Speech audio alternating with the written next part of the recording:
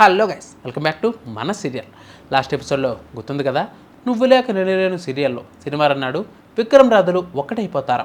శివయ్య మీద జరిగిన అటాక్లో రౌడీలను చితకబాదేస్తాడు విక్రమ్. ఇక అసలు నిజం చెప్పడంతో విక్రమ్ని హత్తుకుని సారీ చెబుతుంది రాధ. ఈ చేత్తోనే కదా మిమ్మల్ని కొట్టాను అని అదే చేత్తో తన చెంపలు వాయించుకుంటూ ఉంటుంది రాధ. ఇంకొక వైపు రామలింగానికి అనసూయ విషయంలో వార్నింగ్ ఇస్తాడు రామచంద్ర. విక్రమ్ ఫ్రెండ్ని ఫ్రెండ్లానే ఉండు అని బెదిరిస్తాడు రామచంద్ర. మరి ఈ విషయాలు ఇప్పుడు క్లారిటీగా చెబుతాను వినండి.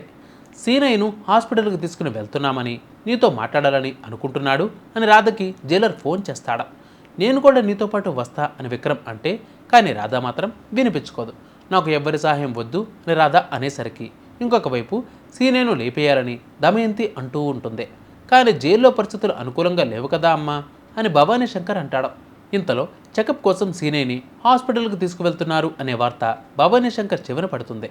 నక్కన తొక్క వచ్చావమ్మా, సీనయ్య చావుకి ముహూర్తం తన్నుకు వచ్చింది అంటూ భవానీ శంకర్ అంటాడు.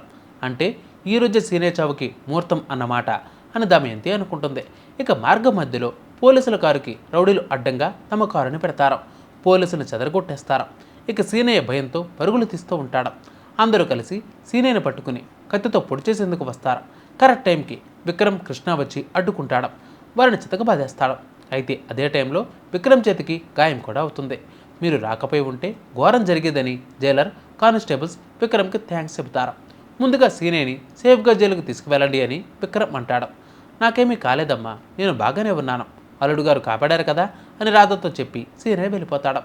ఇందుకే నేను సీనయ్యని బయటకు తీసుకురావడం లేదు. ఆయనకు బయట శత్రువులు ఉన్నారు. ఆయన బయట ఉండడం కంటే లోపల ఉండడమే సేఫ్. ఆయన శత్రువులు ఎవరో కనుక్కొని ఇదంతా ఎందుకు చేస్తున్నారో తెలుసుకొని ఆ తర్వాత వాళ్ళకి శిక్ష వేయించాలి. అప్పుడు సీనయ్యను బయటకు తీసుకుని రావాలి. అప్పుడే మీరంతా హ్యాపీగా ఉండగలరు అని విక్రమ్ అంటాడు.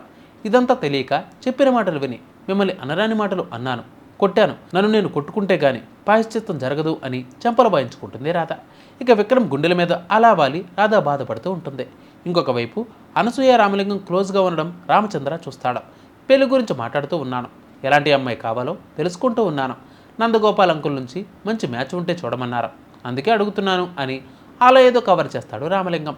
అలాంటివి ఏమైనా ఉంటే నువ్వు అమ్మా నాన్నను అడగాలి, అలా అమ్మాయిని కాదు అని బెదర కొట్టేస్తాడు. నువ్వు విక్రమ్ ఫ్రెండ్వి కదా, విక్రమ్ ఫ్రెండ్లానే ఉండు, అంతేకాని అనసూయ ఫ్రెండ్లా ఉండకు అని వార్నింగ్ ఇచ్చి పంపించేస్తాడు. ఎవరిని ఎక్కడ ఉంచాలో అక్కడే ఉంచాలి అని అనసూయ కూడా గట్టిగా చెబుతాడు రామచంద్ర. ఇదిలా ఉంటే మరొకవైపు సీనయ్య, నీకు శత్రువులు ఉన్నారు, నువ్వు మంచివాడివి, అజత శత్రువువి, కానీ నీకెలా జరుగుతుందేంటి, నీకెవరి మీదైనా అనుమానం ఉంటే చెప్పు అని జైలర్ అడుగుతాడు.